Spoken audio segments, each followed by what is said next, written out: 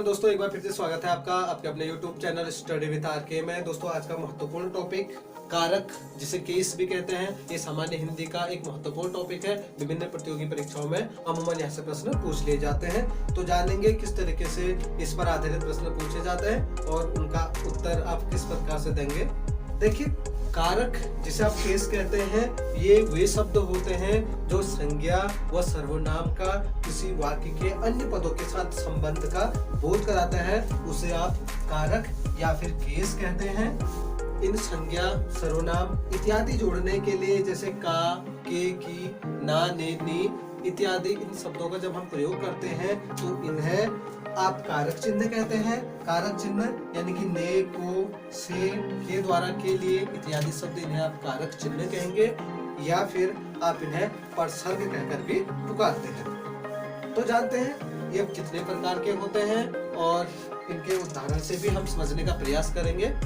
जैसे पहला प्रकार है, इसमें कर्ता कारक है, इसमें ये विभक्ति हीन भी हो सकता है, अर्थात इसमें कोई विभक्ति भी नहीं हो सकती है। और अगर आपको कर्ता में कोई कारक चिन्ह दिखाई देगा, वो ने दिखाई देगा, अर्थात ने शब्द जो आएगा वह संज्ञा सर्वनाम को उसके वाक्य के साथ जोड़ने का काम करेगा। कर्ता वह होता है जो क्रिया करने वाला होता है, अर्थात जो क्रिया करेगा उसे आप कर्ता कहकर पुकारते हैं।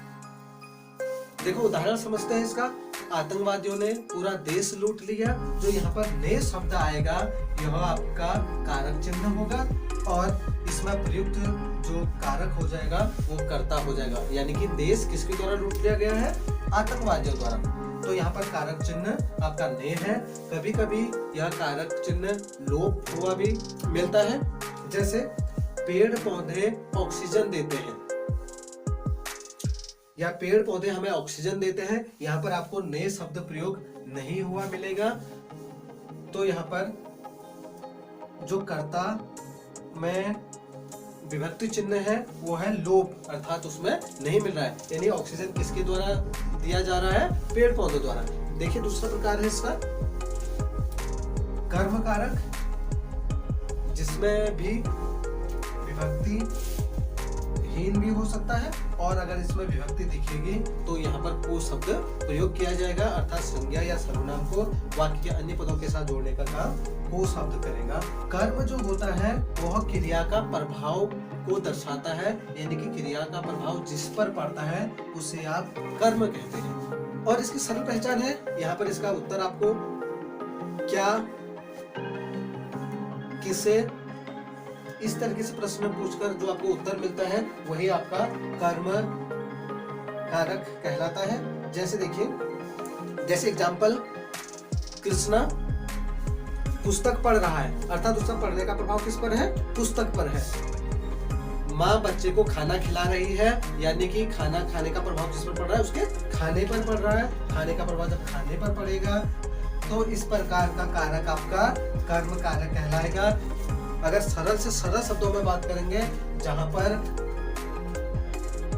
क्रिया का प्रभाव पड़ेगा उसको बोलेंगे कर्म कारक। जहां पर को विभक्ति या फिर विभक्ति हीन कारक होगा या फिर पद चिन्ह होगा या फिर कारक चिन्ह होगा, उसे आप बोलेंगे कर्म कारक। बढ़ते देखिए अगले प्रकार की ओर, करण कारक, जिसमें आपका विभक्ति चिन्ह है वो से, के द्वारा, या फिर कारक चिन्ह है वो से या के द्वारा है। तो यहाँ पर संज्ञा सर्वनाम का संबंध वाक्य के अन्य प्रकार से या के या फिर द्वारा ये शब्द जोड़ने का काम करेंगे। करण है कि कार्य किस साधन द्वारा किया गया है, जिस साधन का प्रयोग काम करने के लिए किया जाता है उसे कहा जाता है करण। जैसे चित्र पेंसिल से बनाया गया है, यानी कि चित्र पेंसिल के माध्यम से बनाया गया है। जैसे डाक द्वारा संदेश भेजा गया है, यानी कि जो साधन के रूप में हम प्रयोग करते हैं उसे आप बोलते हैं करण। अगला है देखिए संप्रदान कारक।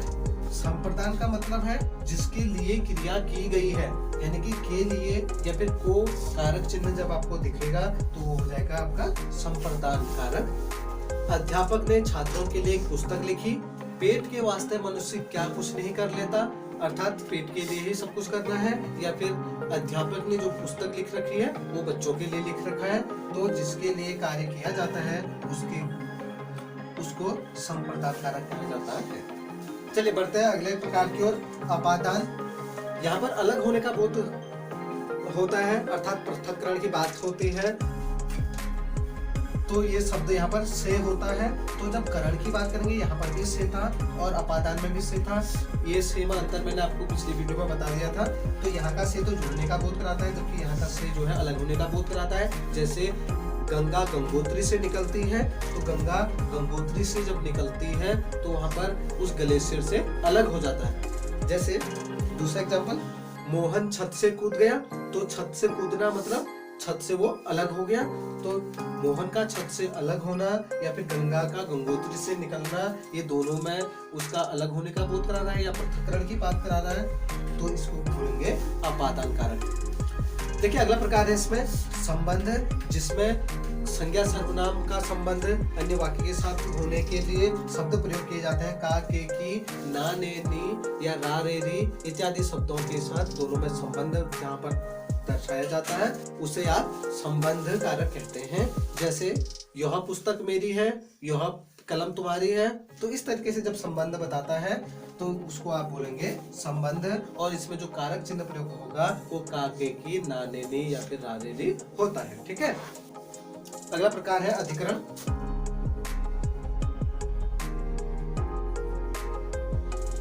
देखो अधिकरण में बात होती है जो क्रिया करने का स्थान है, यानी कि अंदर है, बाहर है, ऊपर है, नीचे है, तो इन तमाम बातें जिसमें होते हैं, जिस वाक्य में होंगे, तो उसको आप अधिकरण का वो वाला पार्ट आप छांट सकते हैं। जैसे चिड़िया पेड़ पर बैठी है, तो चिड़िया कहाँ पर बैठी है? पेड़ पर। तो पेड़ पर बैठना यानी कि पेड़ के ऊपर बैठना, तो इसमें कौन सा कारक है? अधिकरण कारक है। और कभी इसमें स्थान या फिर काल यानी समय की बात हो जाती है। जैसे परीक्षाएं मार्च में होती हैं या परीक्षा मार्च में होगी, तो इसमें किसका बोध हो रहा है? काल का। तो इस प्रकार का जहाँ पर बोध होगा तो उसको आप बोलेंगे अधिकरण। बढ़ते हैं अंतिम प्रकार कारक का, इसमें संबोधन। इसमें संबोधन में सामान्यतः चर्चा होती है किसी को पुकारने में, जैसे हे, ओ, अरे इत्यादि जब शब्द आते हैं और उसमें संबोधन में एक चिन्ह प्रयोग किया जाता है, संबोधन चिन्ह, इसे एक्सक्लेमेशन मार्क भी कहते हैं। जैसे आश्चर्य या फिर इत्यादि को प्रकट करने के लिए सामान्यतः प्रयोग किया जाता है। जैसे कहते हैं अरे भाई तुम कहाँ तक जा रहे हो, या किसी को हम जब संबोधित करते हैं देवियों और सज्जनों, तो इत्यादि जब शब्द आते हैं इनके पीछे इस तरीके से मार्क लगाया जाता है।